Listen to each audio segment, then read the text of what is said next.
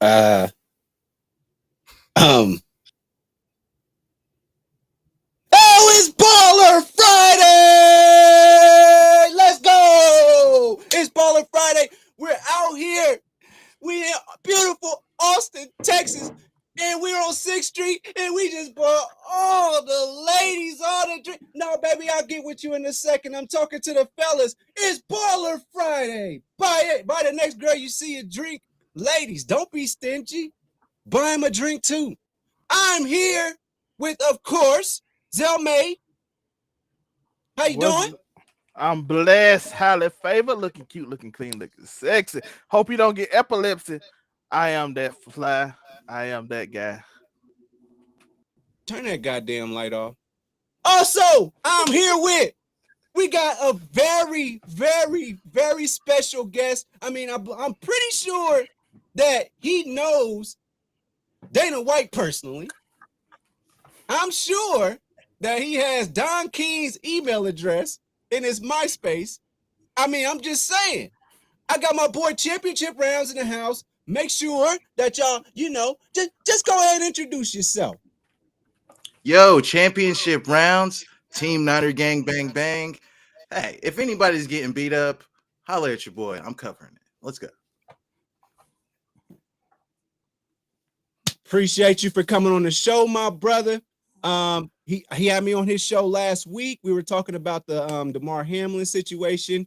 He's back at home now, recuperating there. At least he's in the state of New York handling his business. So we're happy for his recovery, all of that. But let's get back to the football. So wild card weekend coming right up. And I'm very excited for this one because who in the hell is going to win this? I don't know. I'm really not sure. But we do know who it starts with. Oh, that's fine. The world's biggest 49er fan in the world. Man, you've been through a lot. I do want to say you've been through a lot in regards to quarterback changes since Kaepernick. I'm still here. Who was right before Kaepernick? Alex Smith. Before Kaepernick, Alex Smith. Yeah. Oh, let's start with Alex Smith. Let's start there, man. So we got from Alex Smith all the way to who's starting this week? Brock Purdy. Purdy. We've been through Purdy boy. I mean, we've been through Blaine Gabbert, CJ Beathard. I mean, we've had some quarterbacks. So I mean, we came a long way, like you said, but we're here and we're here to make a statement. Let's go. It's also a blessing y'all got a coach that seems like no matter who y'all quarterback is, y'all go to the playoffs. The Shanahan system is definitely a blessing, Zelman. So spot on. Undefeated. And I gotta say, man, it doesn't hurt to have a guy named Deebo Samuel that could play in the. I guess he's the new Percy Harvin. He's the new Brian Westbrook. He's the new toy, the weapon. Well, Uniqo, Uniqo, they say that the United States Armed Forces is the deadliest fighting force, in the world. So consider the Niners offense, you know what I mean? That level, it's galore, for lack of better words. I have no idea where the ball is going on mostly rush plays, especially because this guy went in motion. Might be a jet sweep. Uh-oh, it was a toss to the left. I'm just like, what the hell is going on? But again, it all starts with the quarterback. So let's take this time to look at the quarterbacks coming in. So some of these people are going to be in the wild card, and some of these people are obviously have buys, and then we still have that whole Bills, Bills and I'm sorry, y'all, I'm drawing a blank. That situation with the home field advantage with the Bills and Cincinnati Bengals. So we got that going on. There's a lot of things going on. Of course, they chose an indoor arena. We thought that. I mean, Indianapolis said that they have a big volleyball tournament going on, so they turned down the NFL to host that game. Should they have to have a neutral site? I thought if Cincinnati and the Bills go to a neutral site, they're both cold weather teams that are outside. They probably should have chose one of those venues to reserve, if you ask me. But that's just me. Well, let's start. Oh, go ahead. No, I was just gonna say, the Raiders, their owner was campaigning to host that game because he knew for fucking sure, sorry for my language, that his team was not gonna get you want. So that's all I'm saying on that. Go ahead. So we know the Miami Dolphins situation. So we're just going to give some not honorable mentions, but people who might play based off of their quarterback situation. So Tua, I'm going to say Tua tag Maivia. He needs to shut him down. The kid's head hurts. Leave him alone. Don't make him go do any kind of contact stuff until next year. That's where I'm at. And then we also have Teddy Bridgewater for Miami Dolphins. Hurt his hand on a throw. Teddy just doesn't stay healthy for a full amount of any kind of time. Even when he's playing part-time, he can't even stay healthy. So he came in for relief for Tua. And yeah. And then so Miami's situation also brings us to our number 14 guy, who happens to be Skylar Thompson. Thoughts, gentlemen? Fair. He last. He should be last. He's yes. Last on his own team playing quarterback, so he should be last in his list. Championship rounds. Well, being last on your team isn't always a bad thing, you know what I mean? But in this case, it is. Let's just be honest. What I'm saying is this guy is unheralded.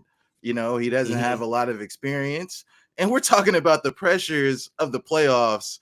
Win and go home. It's gonna be an uphill climb. Man, lucky bounce of the ball. Could take it either way, but hopefully. This young kid, because we just don't know. We just don't know what they have in him. So we've seen Teddy Bridgewater play for years. He's going to throw safe passes, and then he's going to throw a safe interception that get our our pick sixes. But when he throws interceptions, they're bad. But when he just throws balls, they're safe. But and I'm going to come back to Baltimore once we get to Baltimore. But yeah, let's go. Let's talk about Brock Purdy. Championship rounds. What you think, man? What from the sample size you've seen? Be as biased as you want to, by the way. Go for it. Is this disrespectful for him to be at 13? I mean, I was just going in that. This is like whoever made this list. This is embarrassing. This is embarrassing. Like, listen, Dan Orlovsky, you ought to be embarrassed. You know what I mean? How dare you, for one? You know what I mean? Listen, Brock Purdy came in to this offense, and he's playing better than every quarterback in the league, not named Patrick Mahomes. And he's in competition. The man has thrown 2 interceptions or more in every game he's played. And by the way, we're on a 10-game winning streak. And by we, I mean, of course, the Niners. This is embarrassing. Obviously, this guy has the tools to run this offense, and he's been running it up and down the fucking field, not turning the ball over. Embarrassing. I'm done. Turn into a TikTok. We're about to start a Brock Purdy TikTok page. It's gonna be like the fan page. It's gonna be crazy. Dan Orlovsky is don't do him too bad. He's the 3rd best quarterback for the Detroit for Detroit Lions of all time, behind Matthew Stafford and Jeff Garcia. Because they've had so many greats. Or was it Culpepper? Should Culpepper go up there? Okay, after Culpepper. After he ran out of bounds at the safety, it don't matter what place he is. We just make him a meme.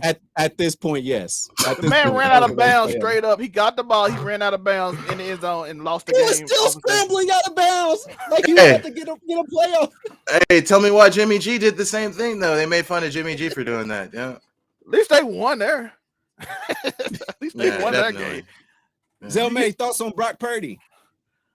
I get it. I think he probably should be ahead of Daniel Jones because I trust him way more. Wow. But Daniel Jones is way high on this list to me. It's absolutely insane. But wow. Brock Purdy is, I get it. This is Ricky's. If you look at the record, Ricky's always losing the playoffs. I get it. Why somebody would put them last. Do I think he's going to lose? We'll talk about that in a minute. Spoiler alert. I don't want to just give it too early. But rookie quarterbacks, typically, I think only one has ever won a playoff game. So I get why they would put him lower just off that. But Mr. Irrelevant is making himself very relevant, and we'll see if it continues. He got a lot of weapons. That defense is the number 1 defense in the league, and I don't really think it's close. But yeah, he got Debo and McCaffrey, and you might can even have both of them throw the ball because they both have thrown for Kittle this year. So Kittle. I was just saying those two, McCaffrey and And Debo has thrown a touchdown this year, so they thrown touchdowns too. So if all else fails. So I think Big Burger went to Super Bowl as a rookie, but correct me if I'm wrong. Go ahead. Well, I was actually going to make that point. Once that's been a long time he retired. Once every now and then you do get a special rookie year out of somebody. So I will give it that. You do get a special first year, second year, something like that. Hey, championship, I got a question before we go there. If Brock Purdy win the Super Bowl, who y'all quarterback next year? Hey, excuse me, look, I'm gonna keep it funky with you. All right? You got money with Trey Lance. You got Jimmy G. Who y'all pay. It's not an easy thing. Hey, look, I'm gonna keep it funky with you, Zelmay. Look, Jimmy G. Although I thought he was our best option this year, and I was, I had despair when he went down. Me and Trey Lance were never friends. So at the end of the day, if Brock Purdy takes us and wins the Super Bowl, Team Purdy until, for the foreseeable. I'm Team Purdy for the foreseeable right now. That's where I'm at on it. Fair. I haven't seen enough of Brock Purdy, but I mean, the numbers are there. The record is there. I mean, he's not losing games. So, I mean, they said if he qualified, if he qualified, he would be 5th best in the league. So if he threw the qualifying amount, and I'm just saying, or played the right amount of games, I'm just throwing it out there. For San Francisco, is going to be for real, for sure. I believe in that wholeheartedly. Dak Prescott, they got him looking like he's a rookie at this point. What's up with the Cowboys? Either of you take the mic. Personally, as a Mississippi State boy, to me, he got to be ranked ahead of Kirk Cousins. But he does throw a lot of picks. He played horrible coming into the playoffs. So it's a fair rating, even if I think he's better than 2 or 3 of the Daniel Jones. Of course, I done already told y'all. Daniel Jones probably should be what Brock Purdy is for me. But everybody else, it's some Kirk Cousins. I see Geno. We're gonna talk about them in a minute. But yeah, that situation, I see why they do it. The way he's rated at, how he's played going into the playoffs, he had thrown a pick in 7 straight games, and most of them been pick sixes. He do got to cut down the thing, even though most of those games they have won. But again, it's about who they're playing. He is not playing well going in. I understand it. Tony Pollard and Zeke might be a little more healthy this week, so maybe he changed that around. But I get why he said it, even though I disagree with it. Well, how I feel about Dak Prescott is, there's a meme going around where I'd love to have one of my own someday. Thanks. Oh, I was talking about your USAA bumper sticker. My dad served. Passed membership Wait, down to me. I'll pass it to her. That's a lucky I'm hearing something. Maybe it's in my ear. My bad. Somebody had a commercial? Yeah, okay. I was wondering if I was the only one that was hearing that. Is it on ESPN? Wait, when did this happen? Oh, I was going to disregard. It's funny. It's funny. I thought it was my TV. I'm not gonna lie. I thought it was my TV for a minute. I was gonna disregard. No, shit. Hey, when we fuck up around here, we own that shit. All right, it's all good. By the way, get y'all McGriddle. Fuck. Anyway, y'all me some money. I was able to see who was at number 10 though. So this is a nice little grouping here. So look at God. He just take us where we need to go because it's a nice little grouping here. These 3 quarterbacks. So I think that's a nice comparison. You guys ever seen that meme where I think it's Ezekiel Elliott and he's carrying Dak Prescott off, and I think he's about to put him in that Salvation Army bucket, but there's a trash can right there. You ever seen that meme? Well, if you haven't seen that meme, I'm starting to think it's not a meme. I'm starting to think that the haters are saying it's shot because, like Zelmay said, Dak Prescott is an interception machine. Now, answer this question. How is Dak Prescott better than Tony Romo was? The answer is he's not. He's not at all. And when the going gets tough, he folds. He's going to fold first round. And we'll get to that. He's going to fold. We'll get to that. Dak Prescott has never just moved me. I'm sorry. He's like, he's holding now. He's this, he's that. He's got some pretty decent numbers in his career in regards to like But how many of them was game winning numbers? Like, I'm the more I look at it, I do see the garbage time numbers in Pat Staten. I feel like in some situations, or they're coming from behind because the run game just didn't do anything. So he's throwing it 45 times a game. It's the Russell Westbrook of the NFL. Oh, let me think about that comparison for a second, because all stats, no championships, a lot of turnovers.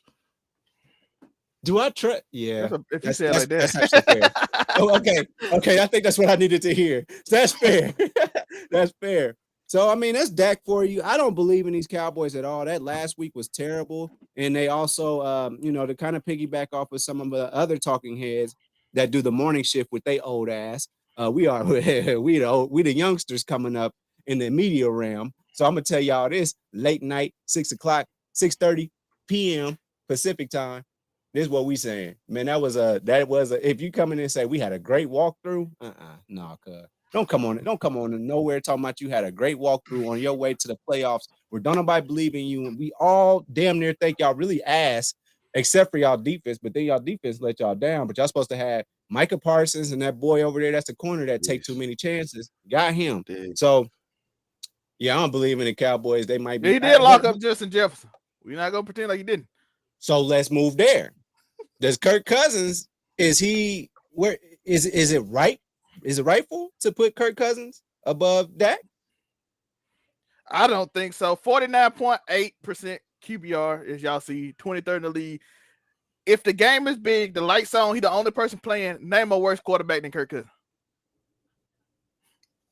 Dak Prescott.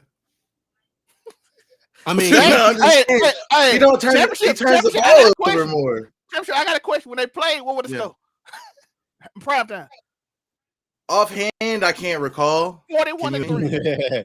41-3. Primetime game versus next primetime game. They played they got beat by 40 points again. When the lights on, he don't play well.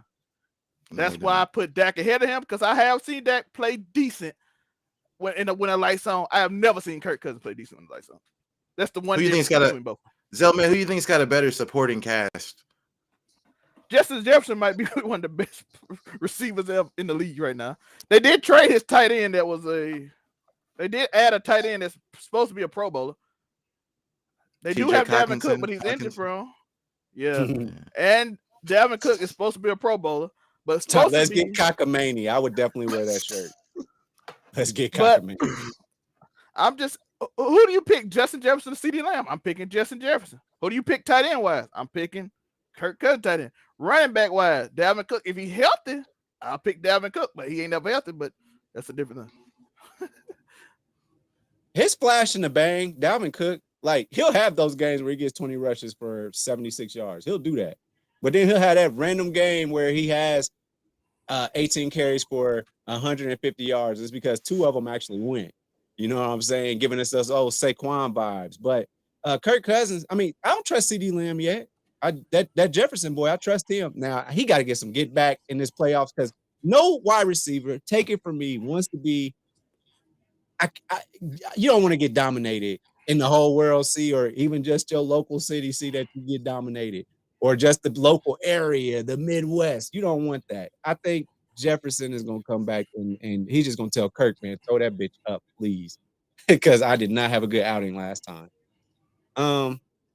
So I mean, I just really feel like these three right here are right where they need to be. Let's get on to Geno Smith. Now, you know me, y'all. Geno! I love Geno Smith. I've loved him. I'm a big Rex Ryan fan, and he went to the New York Jets at the time when Rex Ryan was the face of New York, because the Knicks sucked at that point. The Yankees, they are the Yankees. But hey, playoffs was over for MLB. But I will say this. I've always liked Geno. Geno makes good throws. And then he will surprise you, like he just showed us last week, that he will run that ball, and you forgot that he could run.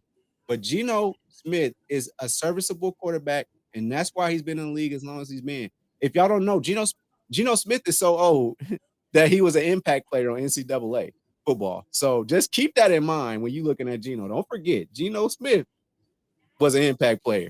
on NCAA football. Gentlemen, thoughts on Geno Smith and where does he belong in this group of these three guys? This year, he's in the right spot. Still ahead of Daniel Jones. I don't know why he still said high, but Daniel Jones is way too high. I'm still over there. But Geno Smith, you can't argue with him this year. Career-wise, probably not. This year, 100%. And this is based off this year, so he got it. Championship Rams. Well, I mean, back to Geno Smith, you know what I mean? They wrote him off. He didn't write back. He didn't write back. His bad times are like a dream for other people. He's the king of the one-liners, you know what I mean, now, or the two-liners, however you want to say it. But yeah, I'm proud of what he's done. But I think that team largely is achieved. And when they play teams that are really good, you know what I mean, they lay an egg, and the teams that they should beat based on how they've been playing, they get by. But hey, big ups to Geno Smith. Not hating on him. I mean, I thought he went a little too far when he, groped Hollywood Brown, live on primetime TV. But other than that, you know what I mean? Good. Yeah, it had a grip, kung fu grip that they used to put on the action figures. But anyways, I'm getting off track. Big ups to Geno, you know what I mean? He had a good season, but we all know it's gonna end. And I'm just gonna, for the record, I just want to come on here and say that I do believe Geno should be. I'm gonna leave Geno alone. I'm gonna let the haters say what they say, and let Geno just show the world that he ain't went nowhere. He just ugly. Trevor Lawrence. He picked the wrong team to do it against this week. That's a horrible thing. And he's black. Hey, championship round. I'm not gonna lie, it's a running joke, and I'm gonna say it again. Geno Smith is a black man. Appears he's going against Nick Bosa, and that's not a good thing. Oh man, yeah, that's actually not. That's not ideal. Why do you say that? You gotta admit, every time you do an interview against a black quarterback, you be like, man, guys like that, I can't wait to hit them. I'm like, what? Why you only say that every week you play black quarterbacks? Calm down. I'm gonna have to look into that, though, man. I'm gonna look it up, bro. I'm telling you. Really? He played Dak. He be like, I'm like, what is this interview? Go watch. They be having like them off-color interviews on the 49 website. My cousin, the 49, he's always posting them. And I'm like, every time I notice it. You met him last week, Joe Neal. He was on the show. Yeah. 49 fan. He posts them on Facebook every week. And every time he have his interview, he posts all the interviews. And every time he play a black quarterback, he's like doing like this. I'm like, what is he doing that all the time for? He's doing it for the culture. Hey, I hope that materializes. That's all I can say. But I'm gonna look into that. I'm just saying, like, he plays against Tom Brady. He's like, man, he's a great competitor, and I just think that we're going to get it on. And then he's like, you're going against Lamar Jackson. I'm chopping at the bit. I've been salivating for that boy. You know what they say? You know what I mean? There's nothing but prize bulls that don't knock the chocolate out of folks. Let's go. Trevor Lawrence in the Jacksonville Jaguars. I won't say it's a surprise team that's got in there. I think that Trevor Lawrence has shown a lot of growth this year, and I actually would put him ahead of Daniel Jones in this little grouping that we're at here. But Trevor Lawrence is, I wasn't too sure, but I was like, hey, it's the Jags, his rookie year. And then here he comes. Now he's in the playoffs. He's winning the games he should, and he's pulling out wins as well. So I got to give it up to Trevor Lawrence. Is this a good space? Well, it's his first playoffs. So now this isn't Geno Smith's first playoffs. So I mean, maybe Geno should be a little higher, but this is Trevor Lawrence's first playoffs, and we'll see what happens. And we'll get into those spreads. We're gonna make y'all some money this weekend. Don't worry about that. Gentlemen, Trevor Lawrence, quarterback of the Jacksonville Jaguars, hosted by Zelmay's favorite ownership family, the Khans. Mad talented. I have no clue what to expect from him in the playoffs. Shocked to hear he's played well. He gets to either go back or up based off this. We'll find out. CR, what up? Well, Trevor Lawrence, shouldn't be here. We shouldn't even be talking about Trevor Lawrence right now. But because the Tennessee Titans decided to lose, 7 games in a row and just give them the division, we're talking about Trevor Lawrence. But, big ups to Trevor Lawrence, first time in the playoffs. But the Jaguars are who we know they are. Random question: Tannehill or that rookie that they picked up? What's his name? Malik. And then for Tennessee or Dobbs, bless his heart. Dobbs, yeah. Is he out of Tennessee? Bless his heart. Actually, yeah, he is actually out of Tennessee. We'll pretend Tannehill is the best quarterback on that team. Is he 14? Yes. Tannehill won the games that had him there in playoff contention to win that division, and then Tannehill went. They fell apart completely. So that is true too. Yeah, he came out at a bad time. Let go of AJ Brown though. What were they thinking? Somebody needs slapped for that. That's all I'm saying. AJ Brown made a quarterback an MVP candidate this year. Right? Yeah, they need slaps. With essentially the same skill set. They all just throw corner routes and long out routes accurately. But it is what it is. Now let's all right. Championship round. CR Daniel Jones. How you feeling about that? Can Daniel Jones? I like him. Peyton Manning's homie. That's his little brother. They go to the Duke camps while he's at Duke because he's that great of a quarterback. What's the breakdown on Daniel Jones? I think he can make every throw. Well, being a New York Giants quarterback, he should be a little bit more chummy with Eli other than Peyton. But it's apples and oranges, so I'm not gonna piss in his Cheerios for that. But what I will say is this: this team has been completely trash. I know Daniel Jones is still young, you know what I mean? He's still getting the ropes down, and he's not only a good passing option, a decent passing option. Good is a little too strong. But he can also get out there and run the ball with his legs. Like, he's dangerous with his legs too. So they gotta watch after him for that. But let's be honest, like the New York Giants don't exactly have the best receiving core, and they're a running team for all intents and purposes. So What do I think about Daniel Jones as a quarterback? I don't know yet. You know what I mean? Like, he's playing on the Giants, and they are a lackluster franchise at the moment. So the jury's still out on Daniel Jones right now. So, mate, I know I can tell he plays with intensity and wants to win, though. I'll say that. You cannot be called White Vic by anybody on earth and be rated 13, because that's what he should be. Because all they do is get the ball to Saquon Barkley and say defense play, and then when Saquon don't play well, they lose by a lot. That'll definitely have a lot to do with. And they also could thank Ron Rivera for forgetting that they could lose in the playoffs for them being there. Never forget Ron Rivera. Like, I didn't know we could be eliminated from the playoffs. Well, you shouldn't have started Carson Wentz. Agreed. This is where it's going to probably start getting really contentious. Like, okay, we got the outliers where we don't even really trust y'all teams, period. Other than Purdy gets a pass to hang out with the big dog because he did what he did. Even though we haven't seen anything from him, he gets to hang out with the big dogs where potentially he can show us if he belongs with this group, Tom Brady and lower.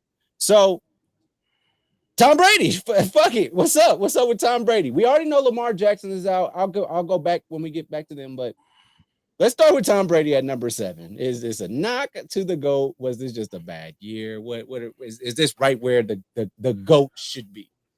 Should have stayed retired. He's right in the right spot. I'm sorry, he throws the ball only 5 yards and up until the last minute of the game. Therefore, if you get ahead of him enough and don't let that defense stop you, Cowboys or whoever else play Tom Brady, he will lose because he only on the last drive would throw the ball past 5 yards. You don't believe me? Look up his stats. Until the last 2 drives of games, he barely ever throw the ball past 5 yards. He's basically Drew Brees, except for he's saving himself instead of Drew Brees was just way too old body-wise in general. Tom Brady, it's got to get, like you see, they get the ball out fast. Bad news, he get the ball out fast. Everything gonna be short.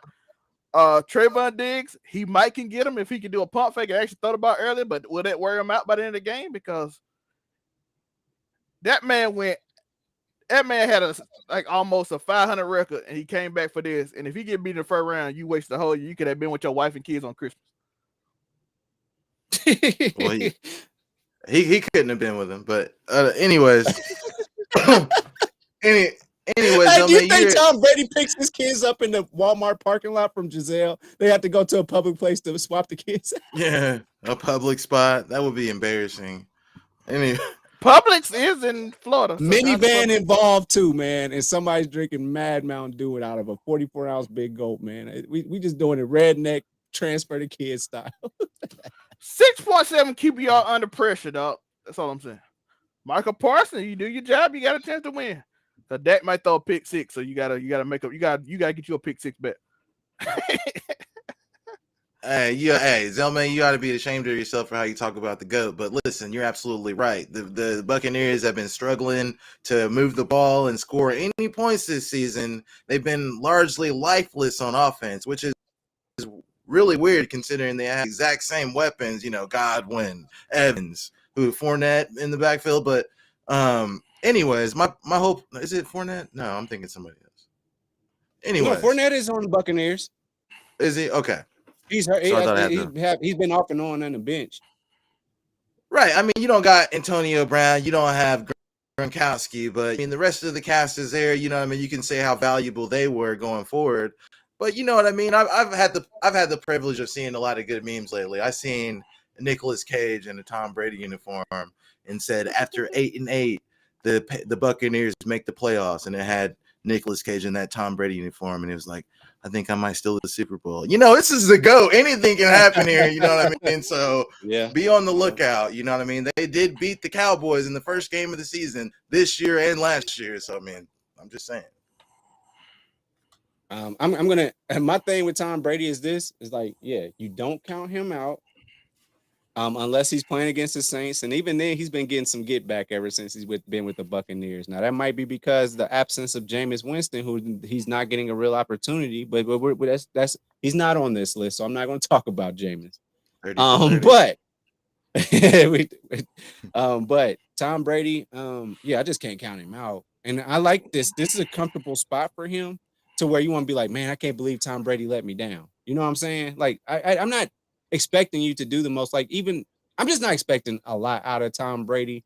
And if he does something dope, that's cool. And the more that we have him again, that's still a part of my childhood. I love for these older people that in sports, it's like for LeBron, for instance, to play at a high level and play as long as you can, because at some point we're not going to see them play that game ever again. So I'm just enjoying my moments with Tom Brady. So the fact that he made it into the playoffs, I said, hey, we get one more chance to see, because I know Joe Buck's going to be like, Tom Brady, 1 minute and 13 seconds left on his own 20. And you know how that goes. So, Now Baltimore, they shouldn't even suit up. What the fuck is this? So we're going to go down. Lamar Jackson is a scratch. That's it. There's no, he said no. He's his information in there. He's what do I want to say here? He's his own agent, and he's still, doing his thing. So he had to put out a statement because he's his own agent. Typically, I didn't think he was his own. I thought that was Roquan Smith was his own agent. No, he is his own agent. I think it's smart to be your own agent, honestly. Go ahead. You don't have to pay nobody that 10-15%. And he's like, oh, I keeps got coming you back this deal. Yep, I got you this deal. Oh, his agent is his mama. So basically, he is his own agent. No, think about it. If he signs as big of a contract, how would you feel having to give 10-15% to somebody else of like a $500 million contract that you're probably about to get? Come on, man, or $230 million. He's got to be. His agent. I was gonna say, think about it, Uniqo. It's not just the contract. That's all the endorsements that he gets him, and all of that. They're getting their percentage of all of that too. So yeah, it's not just the contract. So. Absolutely. Under Armour come to me talking about they want 6 years, 80 million. That's my money. All me. I just got to make sure I pay my taxes. So hope he doesn't end up in the feds. But what they do have is we know Tyler Huntley. We've seen him play. They have not protected him whatsoever. I don't blame Lamar for not wanting to play. And then also Tyler Huntley hasn't been running the ball, which you would think he would do with the collapsing pocket that he deals with every single week. And then we got this kid, Anthony Brown. Baltimore. I hate that y'all even made it to the playoffs this year. Y'all wasted time, but y'all are going to make money because you went to the playoffs. So good for that. Good for y'all on that. But they made the playoffs because Lamar Jackson got into the playoffs and he got hurt. Now they're not that good. Yeah. No, they've never been that good. Do you understand that part of it? But They've Lamar never Jackson been that good. So. Lamar Jackson has an MVP we'll take this into account. They said that Lamar Jackson had 36 touchdowns one year with the likes of a one-legged Hollywood Brown and some other unknown wide receivers, and Joe Burrow threw for 35 touchdowns in a season. So one less than Lamar Jackson, and he has weapons. Higgins, Chase, all them. He's got weapons. So with that being said, I mean Lamar Jackson is doing the most with the least, and they need to pay him. But yeah, so it's safe to say that whoever is starting for the Baltimore Ravens this week is definitely not the sixth best quarterback on this list. Can I get a shout out to Kyle Kuzma for 40 points, 7 rebounds, and 7 assists tonight? Yes, you can. Because now that I think about it, LeBron should have surrounded himself with that young team instead of getting everybody out of there. But it is what it is, because they're showing us that they're actually really good. And I always thought they were good. They just sucked. The bench was bad. But yeah, shout out to Kyle Kuzma. We love you. I wish we had never got rid of you. CR, thoughts on the Ravens? I think the Ravens, they like you said, they won a lot of games early to put themselves in position to get a wild card spot and be in the playoffs. I was really looking forward to the dynamic of Lamar Jackson coming back in the playoffs, you know what I mean, and for lack of a better term, shocking, the landscape of things, you know what I mean? Because right now, without Lamar Jackson, a team like the Baltimore Ravens, has an offense built around Lamar Jackson. Huntley showed he can run the offense, but definitely not at the level of Lamar Jackson. So with that being said, I mean, I don't have much to say about the Ravens. They got a spot. They got a seat at the table. All you need is a chip and a chair, but will they cash? We'll see. I like that, man. Damn, you be having all that good lingo. You got better lingo than Geno Smith, man. I wouldn't go that far. We in the top 5, gentlemen. This is what they're saying. This is Detroit Lions great. Dan Orlovsky. Here's his top 5. So let's start with Mr. Herbert, who is the quietest good quarterback, but like records trash. Like I can't even describe him. But Justin Herbert, and we'll put this in comparison. We'll leave everybody else below this. Actually, did you know they were about to put Lamar Jackson below Justin Herbert? I think that is egregious. But you mean above?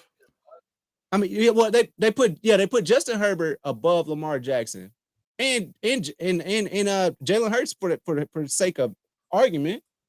They can't hold a candle to Lamar Jackson in a game, I believe. But obviously, we know that Justin Herbert, future of the league, they love him. He's going up there with Joe Burrow as far as the youngsters, and they try and put him in that thing. He's chasing Mahomes and Justin Herbert for me is a talent. I don't see a Super Bowl, but he's a talent. I think him and Joe Burrow could definitely, from a talent standpoint, that you can have that conversation about them together. But I don't know. What y'all think? Zelma, do you mind if I take off on this one first? Oh, you go ahead. Hey, let's be honest. Justin Herbert is a 2022, 21, 23, because we're in 2023 version of Phillip Rivers. Okay, like everybody's like, oh, he's tall, he's got a strong arm, he's got the stats. Phillip Rivers had all the stats. What did Phillip Rivers not have? A title.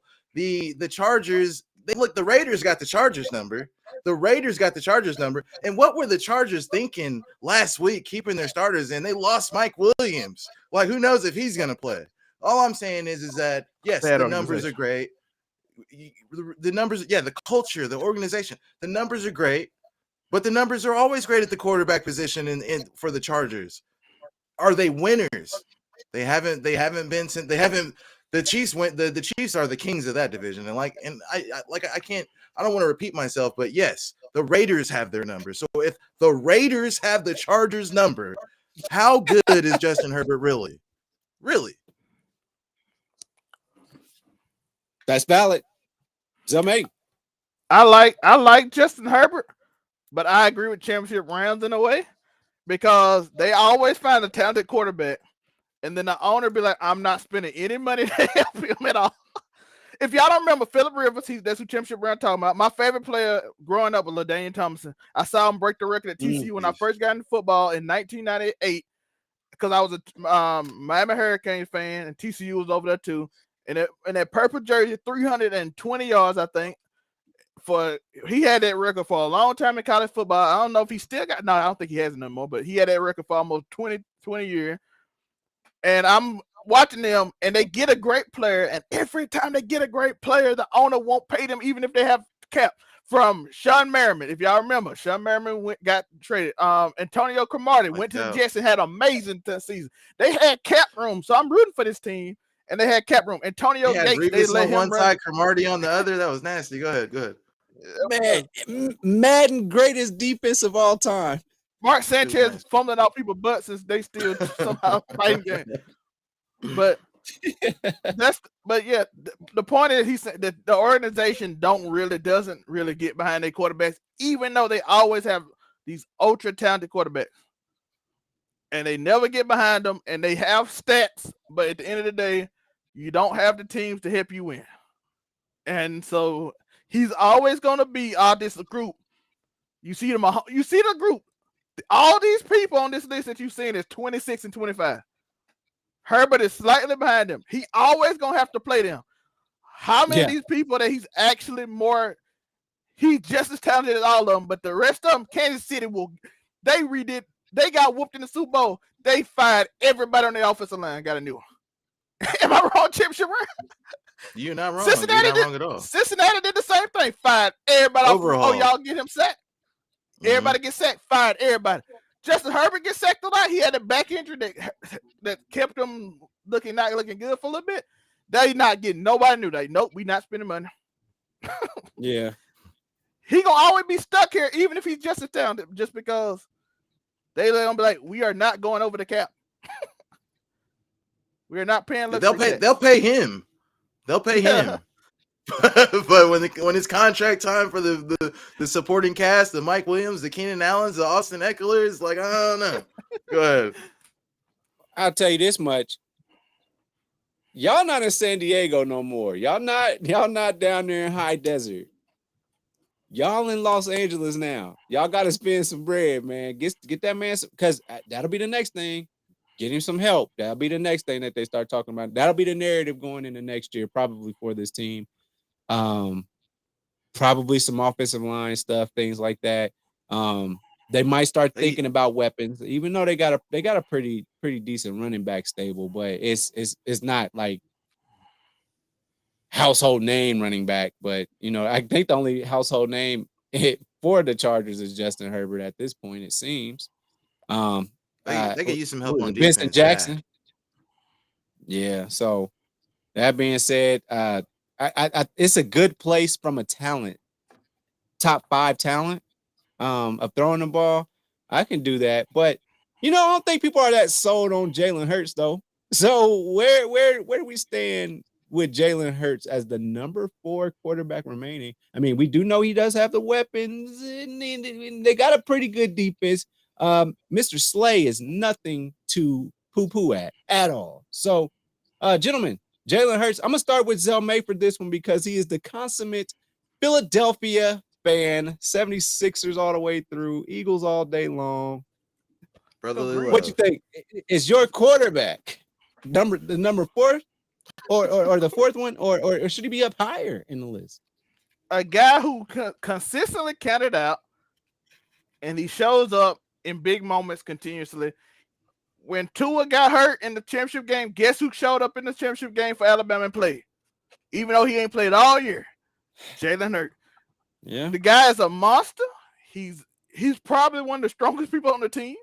He runs the ball very well. And unlike the one we just talked about, the Eagles said, listen, we got Smith.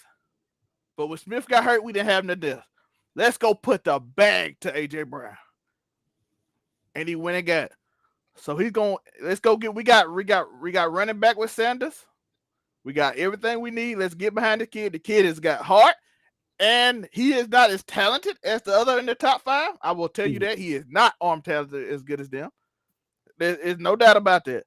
But he is a leader.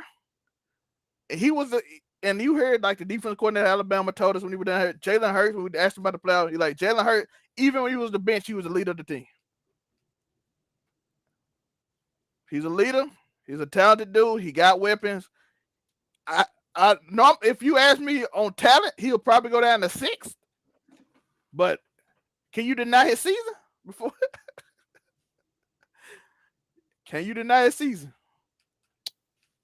No doubt about that. I mean, he had a good season, so I mean, it was respectable for sure. CR, what you thinking?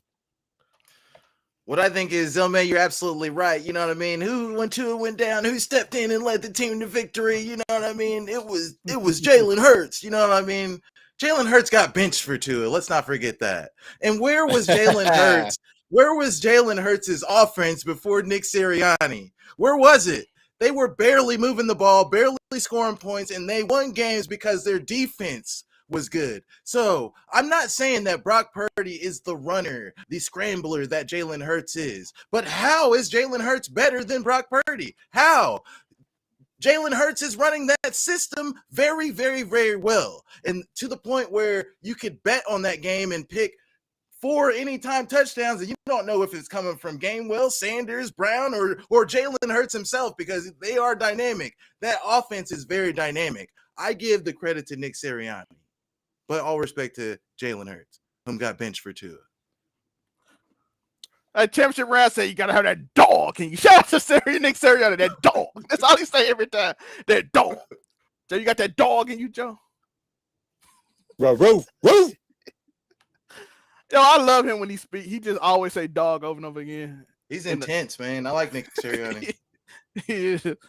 Shout out to your segue game, because apparently these are the dogs right here. These the 3 to beat right here. We got 2 quarterbacks on this list that didn't get to finish the game, and then we got the king of quarterbacks as we know right now. He's leading the pack. He is the quarterback for the NFL. But I'm gonna put up all 3. So we got Josh Allen. He's got all the tools, but man, they just felt weird at the end of the season. Like the last 3 or 4 games, it just kind of felt weird. Like, matter of fact, might have been even 5 games, the last 5 or 6 games of the season. Josh Allen just been all right. Now, don't get me wrong, he makes throws that will still make you say, God damn. Then you got Joe Burrow, who obviously has all the talent in the world. I'm still worried. I'm still concerned about that offensive line still. They tried to address it this past offseason, and dude signs up. He's like, hey, don't worry, Joe. I'm your new bodyguard. Gives up sacks left and right. And then we got Patrick Mahomes, Mr. I'll make any play. I will play around like we at recess with my throws. I will play. Matter of fact, I'll take y'all to gym class and we'll play Ring Around the Rosie. I'm gonna throw a touchdown on your ass. Gentlemen, what you think about this top 3? That was embarrassing. How would y'all do this top 3? Because I'm thinking Patrick Mahomes definitely number 1. Patrick Mahomes out of 3 that's actually won something. Good. Yes. Yeah. He has a Super Bowl. Not only that, he goes to the Super Bowl a lot. He's 8-3, only lost to Joe Burrow and Tom Brady. Everybody else he beats, including Josh Allen, who he's beat repeatedly over and over again. By the way, Josh Allen is 3rd because he loses to the first 2 all the time, which is why he has to be 3rd, because he tries to live up to Patrick Mahomes a lot of time. And by the way, the reason Josh Allen also 3rd is he celebrates when he beats Patrick Mahomes, which is barely ever happens. But the one time he did, he celebrated like he won the Super Bowl. I'm going to Disney World. I'm just saying, you can't go ahead of the man you celebrate when you beat, because he always beat you. You don't never see Joe Burrow or Patrick Mahomes celebrate when they beat anybody because they actually win.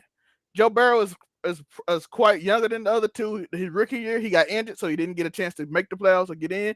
The offensive line was terrible. Last year, he went to the Super Bowl. This year, he's playing very well. Started off rough. The sacks was getting to him, but he did pick them up and almost led them to a possible 2nd seed until the game got canceled, unfortunately. But Josh Allen loses to the other 2 all the time, so how can I put him ahead of the other 2? So he automatically got to be 3rd. The end is Joe Burrow beats Patrick Mahomes most of the time, but Patrick Mahomes has a Super Bowl. So you have to go off that. Which one is more important? The one with the Super Bowl, even though all these people are almost the same age, and they also the same age as Stetson Bennett, but we'll talk about that at a later time. But I'm just, hey, man. I'm just saying, it ain't relevant. Hey, shout out to all the 25, 26-year-olds. They all the same age. He won a national championship. Now, Joe Burrow, you got to go win you something because Stetson Bennett got it. But Patrick Mahomes, Joe Burrow, I have to give it to Patrick. The guy is, watching him, sometimes you forget how special he is. And I know it's annoying because when, what's the announcer name, Joe? Chris Collinsworth? Yeah, out of NBC. He gets on my nerve when Patrick Mahomes plays because Patrick Mahomes can just like do a tip pad like this and he's like, "Oh my God, did you see it? Did you see what he did?" I'm like, bro, calm down, bro. He just did this. That's all he did. The accuracy on this pass, a flick. I'm like, this is so annoying. So he almost make me hate Patrick Mahomes, but I can't deny the talent. The dude did one of the most impressive throws I've ever seen in my life in the Super Bowl where they lost. When the dude was completely sideways, flicked it 40 yards and just for Tyreek Hill to drop it. Yes, that was a drop, Tyreek. You 100% dropped it. But that was the most impressive throw I've ever seen in my life. Dude, both feet off the ground, sideways, throws the ball. Tyreek Hill. He has a Super Bowl. That's the reason I got to put him ahead of Joe Burrow.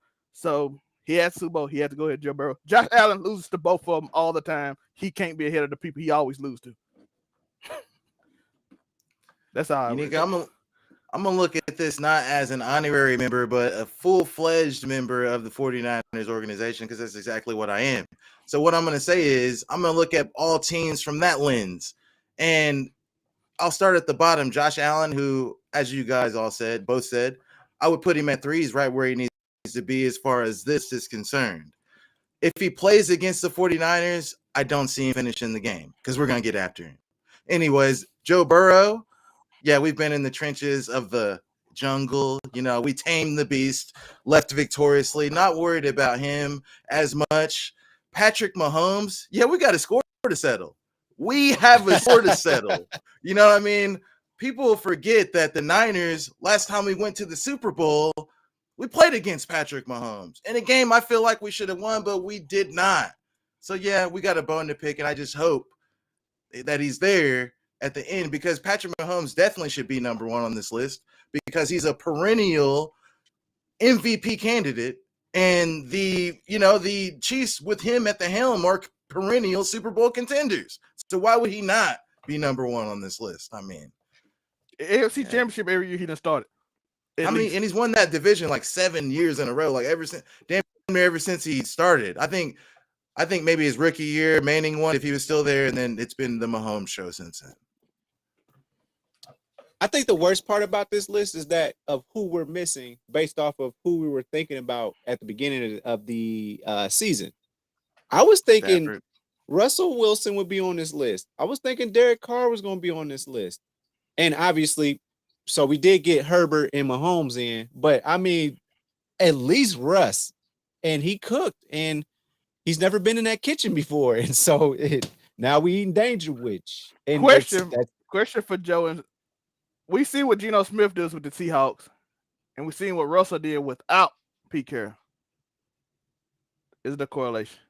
We're gonna watch. We're gonna watch and see what happens. Obviously, Russ. We're not gonna watch Russ, but now let's get to what the people been waiting for. We'll run through this quickly. Let's try and make these folks some money out here, man. So obviously we're not going through the whole league because it's the playoffs. So that being said, let me share my screen here. Let's see if we can make some money. Now we're gonna start off early at 4:00 on Saturday. We got Geno and the 49ers, division rivals, 4:30 Eastern Standard Time, 1:30 if you're on the West Coast. Y'all got to get your avocado toast early that day. They are saying that San Francisco should beat them by 10 points. We'll go with the 49ers fan.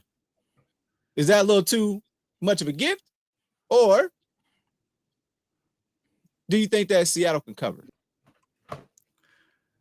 Listen, this is the way I see it. It's playoff time. The old adage goes, it's hard to beat a team twice, and it's even harder to beat them 3 times. Well, you know what? This thing is going to be fully erect, if you know what I mean, because the Niners are going to definitely get the victory and beat the Seattle Seahawks 3 times in a row. Hey, Pete Carroll even knows it. I know he's got some tricks up his sleeves, but what did he say at the press conference? Unfortunately, we're going to play the 49ers, the most hottest team in the league. You're damn right, Pete Carroll. You damn right. And we're going to be ready for whatever trick they have. So I say, and not because I'm biased, because I'm hella biased, we absolutely cover the spread. Absolutely. Have you seen what we've been doing to teams? Moving the ball, putting up hella points.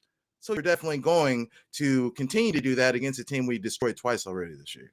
Niners cover the spread. Remind me to send this footage to the Khan family so that you can, do the back room behind the scenes shots for AEW and Raw and SmackDown. All right. I'm here with 2-time champion Mankind. Yeah,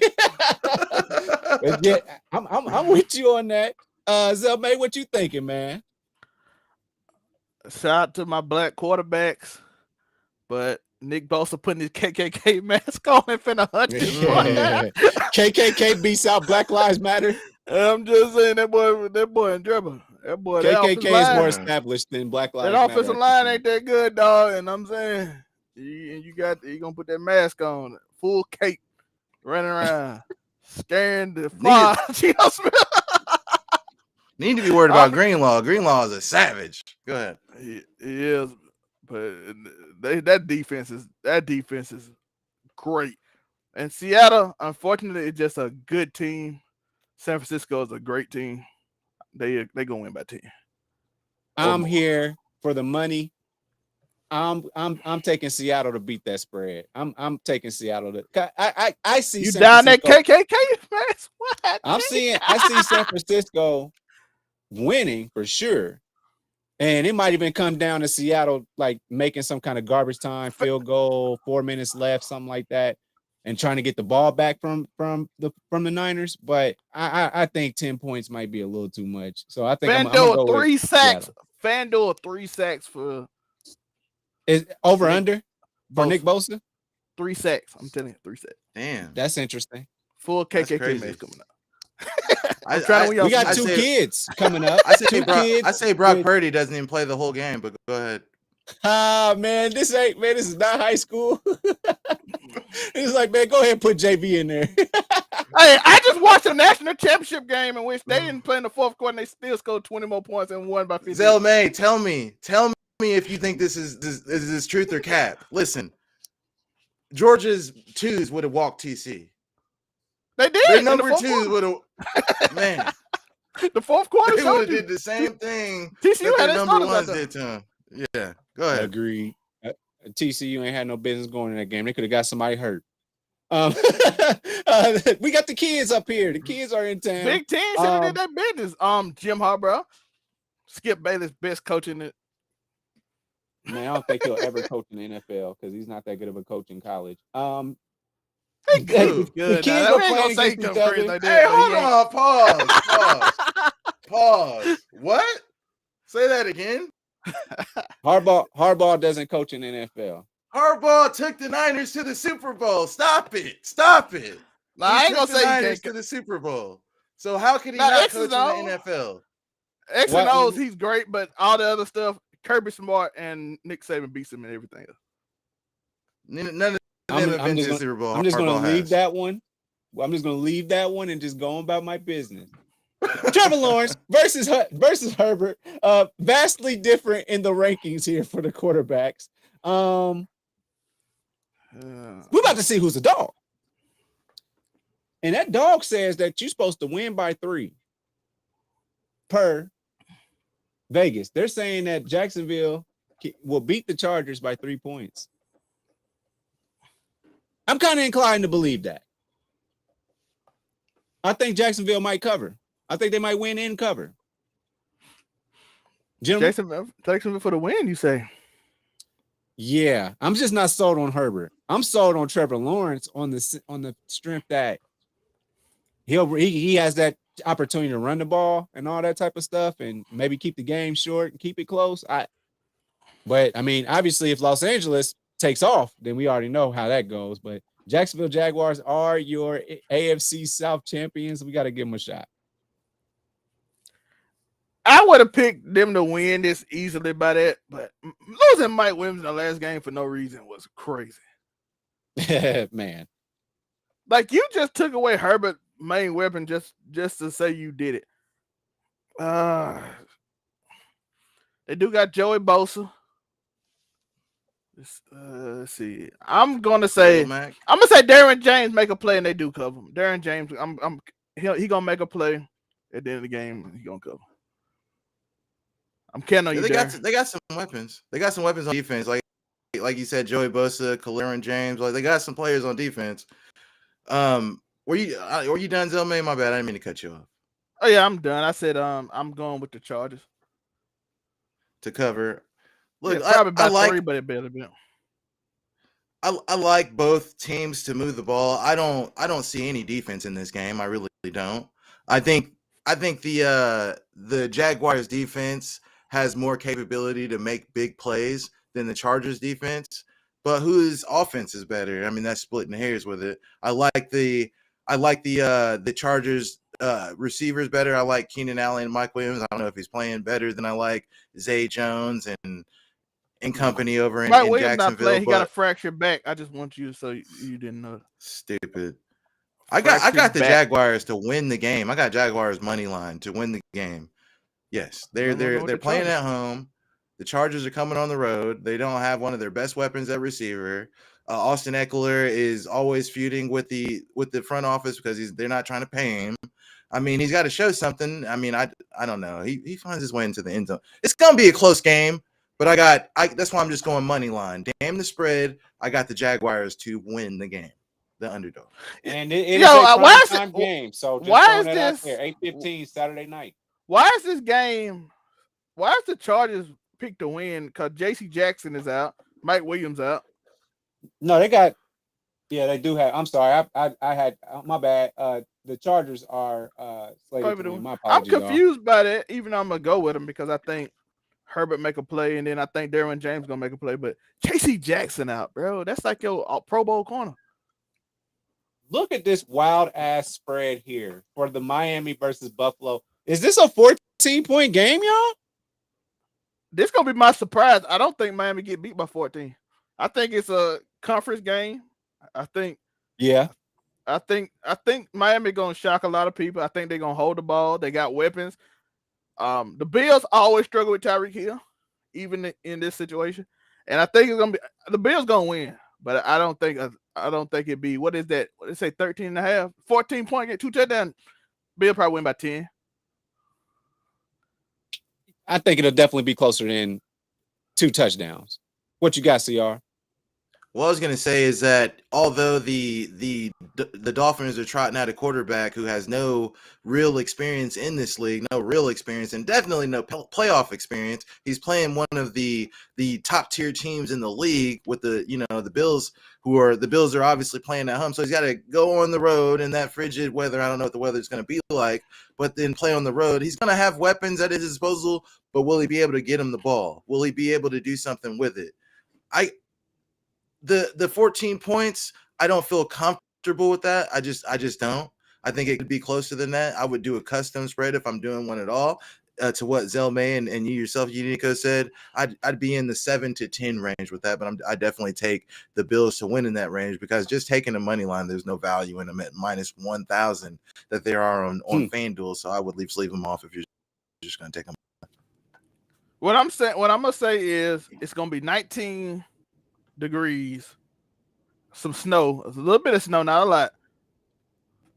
14-point games in any game with even a little snow. I don't trust them. Unless somebody fumble a lot, but I don't think they're gonna be that. I don't think they're gonna be that risky with Thompson playing.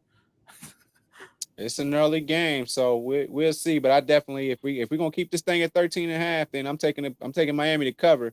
But Buffalo Bills, I assume that they'd win, especially after the emotional last couple of weeks they've had. So now here's the one. I'm probably going to stay away from this. If you're not a homer of one of these teams, there's really no reason to really bet on this. Just because you don't know what you're about to get out of this. because this could easily be a Minnesota Vikings blowout, or it could easily be New York Giants keeping it real close.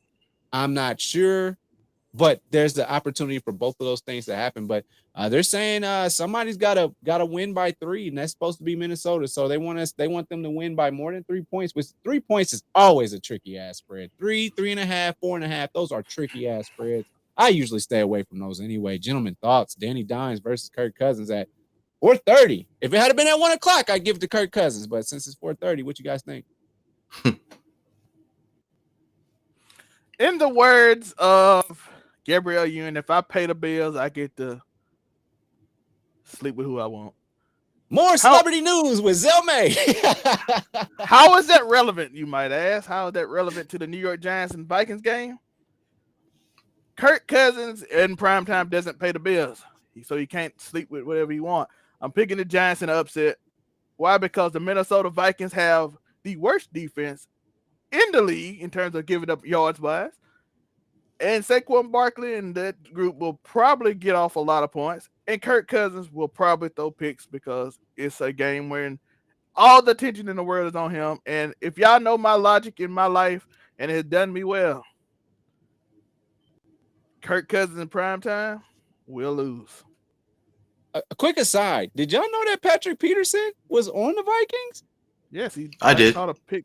He caught back a pick. So like he popped up on the screen after giving up a catch, and I was like, "Oh, he plays for him." I didn't realize it, and they was torching his ass. And I said, "What happened to that kid? He old as hell. One of the best. Huh? He old as hell now. Is he really that old? No, Patrick Peterson was Yeah, in he the old league for when it. I was Yeah, like, definitely. there's some people that retired that came in on Patrick Peterson. Him and Honey Badger? They in the same like age bracket? No, Patrick Peterson old as you. He was in there before Honey Badger. He was in there before Honey Badger came out of LSU, wasn't he? Wow, that's crazy. They both played for Peterson for Arizona. Patrick Peterson is 33 years old.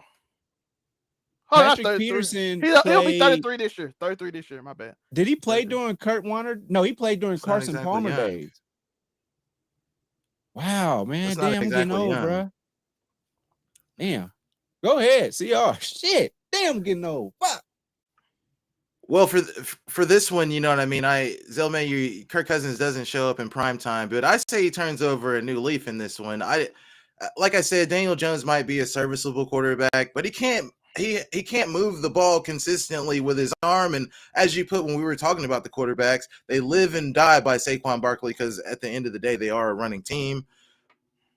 Vikings defense is terrible, but I like Justin Jefferson, Thielen, and Hawkinson to produce more offensively than what the one-dimensional Giants are going to bring to the table. So I got the Vikings, and I'm just going to take them money line. Damn the spread. I feel like this after this announcement, I'm sure this spread can't be the same, but I just pulled it up. But it's saying Cincinnati has Baltimore by they got to win by 9 to make you some money. I believe that to be true this week. I believe that Cincinnati will absolutely blow out Baltimore.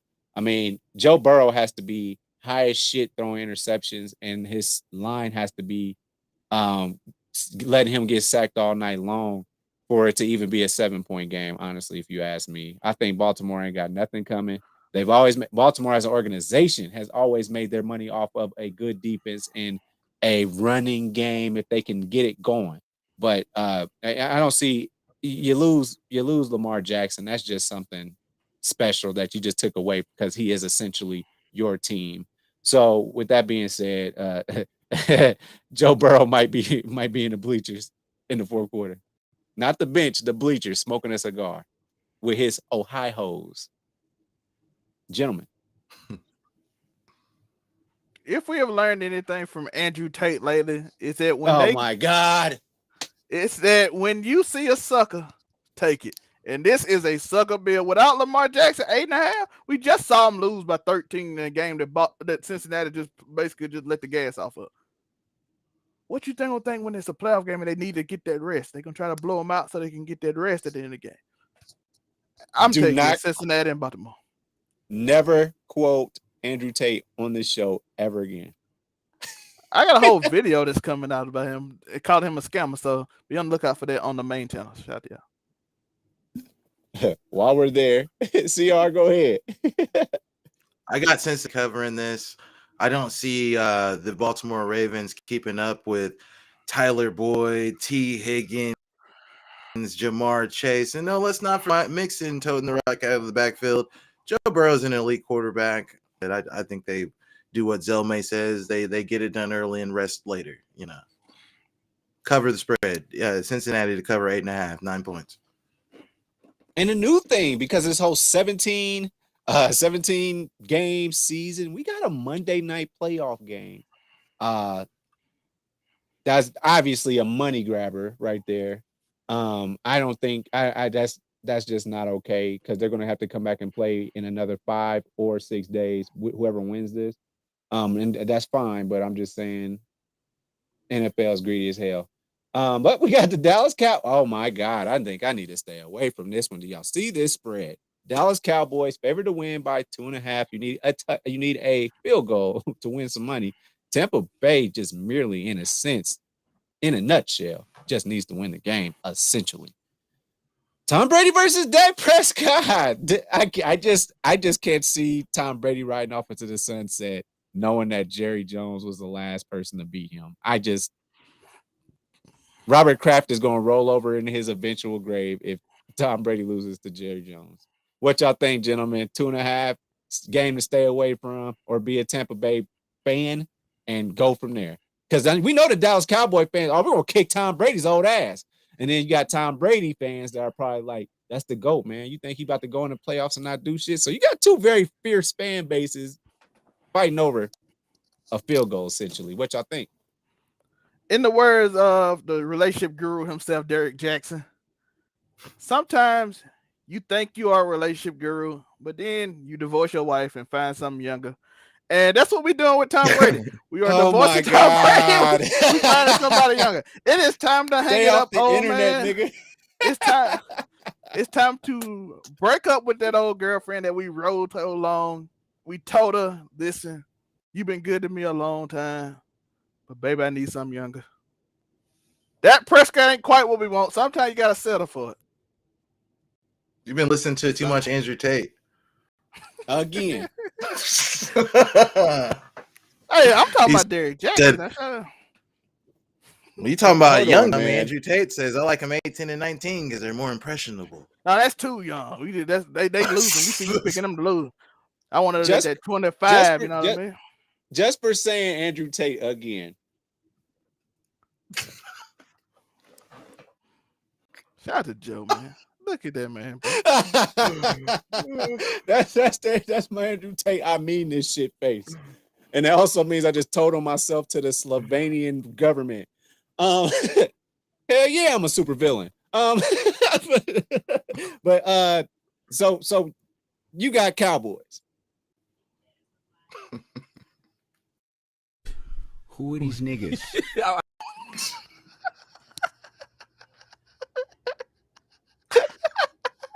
You got Cowboys, LMA? Yes. You got them by 3? Yes. All right. CR. Well, see, the thing is, like I already mentioned earlier, you know, the Buccaneers have beaten the Cowboys the last 2 times they've played. The first game of the season this year and last year. But I know it's been a while. But, you know, the Cowboys, everybody they play, they find a way to make it close. They play the Commanders. It's close as hell. They play the Texans, whom suck, and they make it the closest game ever. You know, so now you got Tom Brady coming in with Godwin, with Mike Evans, an actual, you know what I mean, legendary quarterback, not just some guy suiting up, you know, Mills in Houston, whom just played like he was a real contender for an MVP against the Cowboys. Brady's going to have a show against these guys like he always does. He's got the Cowboys number. They don't got nothing for him. Brady's going to win this game, and he's going to lose next week. Sounds accurate. Money line Bucks. Money line Bucks. Let's make some money off of the Buccaneers. I can't root against Tom Brady. I come back next Saturday, Tom Brady. Come back next Saturday. You know what I'm saying? Joe, I told you to break up with that old thing. Man, that old thing got that fire though. Still be making greens, you know, because that old thing make them greens the way you like it. You know what I'm saying? That new thing, you got to show her, like, you know what I'm saying? That old thing know how to make your pork chops. But that new thing, you got to tell her, take a look, ease off of that salt just a little bit, okay? You know what I'm saying? That old thing know how you like it. But that new thing, they still got a lot of learning to do. And do you really want to take time to learn that? And we know about Dak Prescott. We know him. We know him well. He's a winner, kind of. If it was 8-8, if it was 16 games, he's a perennial 8-8. He's a perennial Mike Tomlin, if you ask me, minus Super Bowls. He's 8-8 all day. Jeff Fisher, if you will. Let's take it back to don't you ever disrespect any. Don't compare nobody to Jeff Fisher. That is terrible. That man ain't had a winning season without Steve McNair his whole life. That man hasn't had a losing season either. He did. He won like 4 games a season. He's career 500. Because Steve McNair was amazing for like 10 of those years with broken ribs.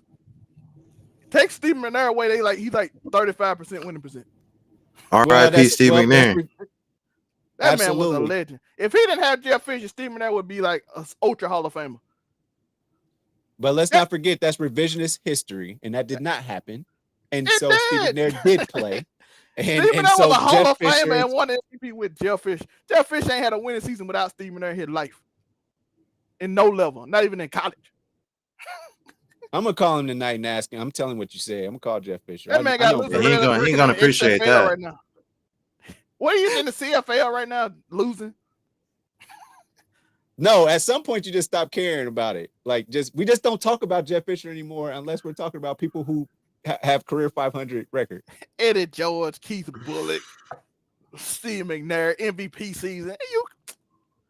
How you call him? He got gifted Sam Bradford and the man broke Vince Young's mind, dog. How you break Vince Young's mind being so trash? No, Vince Young broke his own mind. Vince Young was that man had the most. Every time that motherfucker threw his sidearm, I knew. And then his deep balls, when he just like chuck it up, like it was, his throwing motion pissed me off. But he was a winner too. You know what pissed me off about Vince Young? You know what pissed me off about Vince Young? That scramble he had at Texas in the national championship game, where his knee was clearly down and they called it a touchdown. You know, I'm not gonna hold y'all. That they did it because of the moment. That looked so cool. I don't care what nobody said. Hey, That bro, man his knee was down.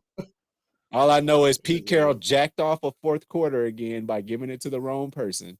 Lindell White should have never gotten that. It should have been Reggie Bush, because even if he had got stuffed, he could at least bounced it out or something, because nobody on that field was going to catch him. But no, that's Pete Carroll for you. Let me put in Lindell White. Earl Thomas gave Reggie Bush that day. Let's not pretend like Earl Thomas didn't give Reggie Bush. I would have trusted Reggie Bush in that moment more than I would have trusted Lindell White. Mr. Go to the NFL. He would go to the NFL, drink a whole bunch of beer, and never do shit. And somehow him and Vince did well. Tennessee, though. He had some big years with him.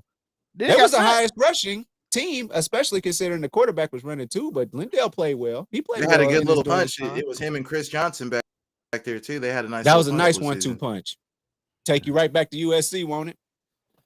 But man, that was Friday Night Lights with Uniqo Williams, man. Y'all know the deal. Make sure that y'all follow us on every doggone thing. But first off, I just got to give it off to our guest, man. Thank you so much for coming on the show. Championship rounds, the hottest show when it come to beating somebody motherfucking ass. He gonna tell you why they got their motherfucking ass whooped. Tell them where they can find you. No, this is why all I can find me. All yours. You can find me, you the handles now. So just at Championship Rounds 42, like, share, subscribe, mess with your boy. I was gonna say something else, but go ahead. It is. Fuck with him. Zelmay, what's happening? There we go. It is your boy, La Alpha Zelmay. Looking cute, looking clean, looking sexy. You find me here every Monday for my show on this channel, Monday Morning Quarterback, where I break down everything that happened, tell you why most time I'm not wrong, but when I'm wrong, I tell you why I'm wrong and give you the analytics of what happened in the game, what coaches did wrong, what player did wrong, all that stuff. Been around football my whole life. You know how we do. I'm here to tell you what's going on in the world. Man, summertime, Mississippi football camp. Boy, that's some tough shit, boy. That's the toughest shit you'll ever go through, man. The grass, it's there like they sprinkled it in the ground. You might as well be playing at a dome, bro. Man, it is hot than a bitch. So when it come to football, he definitely played in the trenches for sure. Ozell May did. Championship round, DK Metcalf. I'm playing corner for this team. Dante Moncrief played at Ole Miss, so he bring DK Metcalf down. I'm like, I am 5'9". This is the most giant human being I have ever seen in my life, and I am covering him. Wow. Help me. Oh, wow. Yeah, DK is a main child. That man is. I'm like, if we was in pass, I'd be hating it, but we got certain thing. You mean you just as fast, you just big as I don't know what. So I know little cheeks around beside. I played against a guy named Bernard Pollard in high school. I don't know. He actually hurt Tom Brady or whatever. Anyways, well, before we played them, the scouting report, they brought it in. They were like, yeah, this guy from Fort Wayne, he hurts a player every game. That's what they said. They said he hurts somebody every game. And the first thing I thought was like, well, it ain't going to be me. So, it ain't going to be me.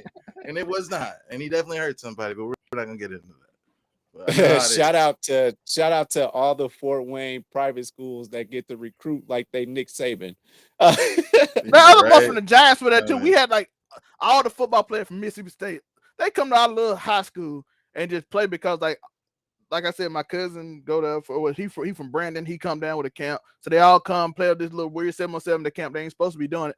The NFL be mad, so we ain't allowed to record it. So nobody ever seen if I made a play on them. Which I'm like, y'all hating. I'll put this on YouTube quick. I just locked down DK Metcalf. Like I'm playing.